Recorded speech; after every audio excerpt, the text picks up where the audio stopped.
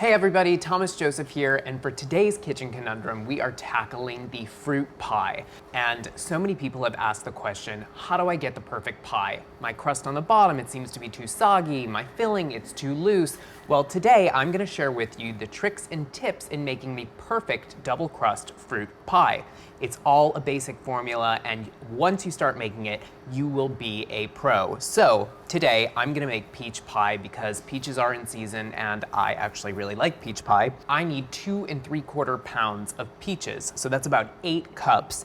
Now I need to cut my fruit into 1/2-inch wedges. A 1/2 inch is good here because what will happen during the cooking process, it'll cook down, but not so much that it loses the texture of the peach. And now we need to add sugar. It's something that you have to do by taste. So taste your peaches, taste your fruits, and see if they're sweet or if they're a little tart. And that will tell you how much sugar you need to add. Now for this peach pie, you need anywhere between a 1/2 cup to 3/4 of a cup of sugar. And these peaches are actually super sweet because they're in season, so I'm only adding a 1/2 cup of sugar here. A 1/4 teaspoon of salt. It's always important when you're baking to add a little bit of salt. It brings out the natural flavor of the fruit.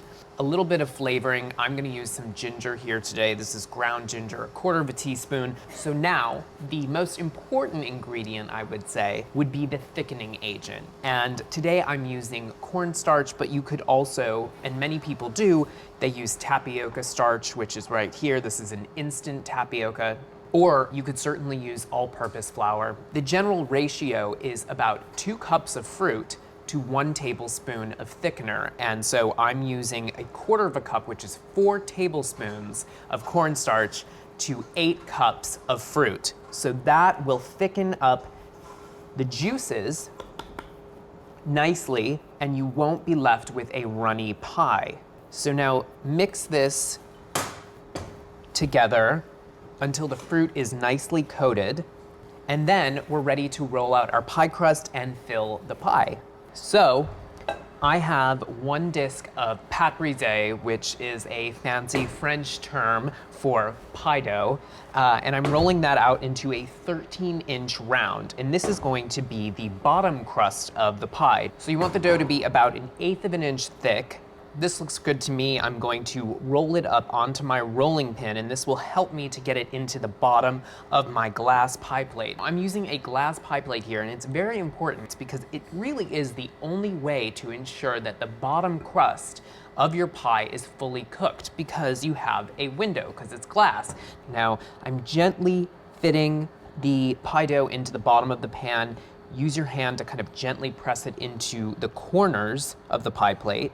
And then we're ready for the filling. Now, I forgot to add a little bit of lemon juice, and lemon juice is really important in pie making because it adds that acidity, that brightness that helps to counter all of the sweetness from the sugar and the naturally occurring sugar in the fruit itself. And that was about a tablespoon of lemon juice. And now this goes right into the bottom of the pie crust here. So make sure you add all of the juice because that has all of your thickening agent and your sugar in it.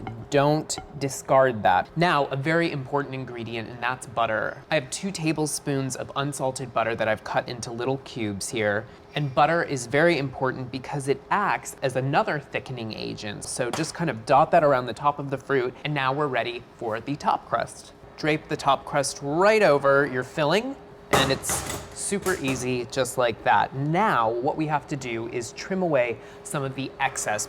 Trim to about a 1/2 inch from the edge. Now, for an easy crimped crust, what I like to do is pinch a little bit and then turn the dough under, tucking it into the pie plate a little bit. So this helps to seal the crusts together so that none of that wonderful filling leaks out during baking. All right. Now for a simple crimped edge, use well-floured fingers here. Gently push in with your thumb and press in with your 2 fingers, creating a fluted or crimped edge.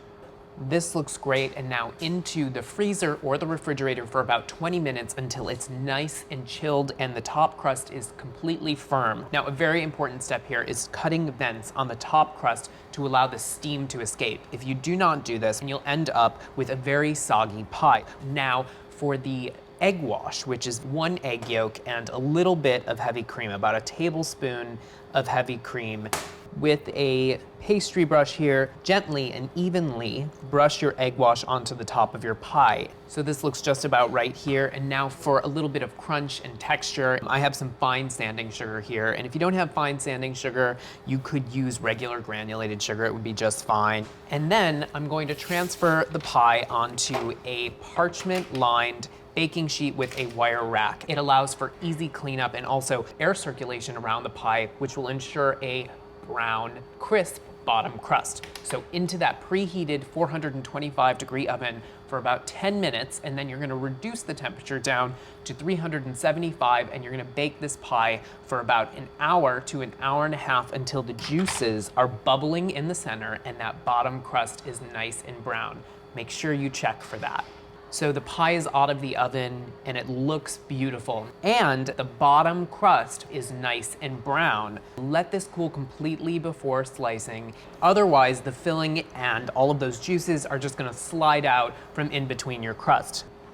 So there you have it, a perfect slice of pie with a golden brown, crisp bottom crust, a set and not too juicy filling, and a wonderful flaky and golden brown top crust. Now, if you follow these tricks and techniques along the way in pie making, I'm sure you will have success with whatever filling you decide to make. Enjoy.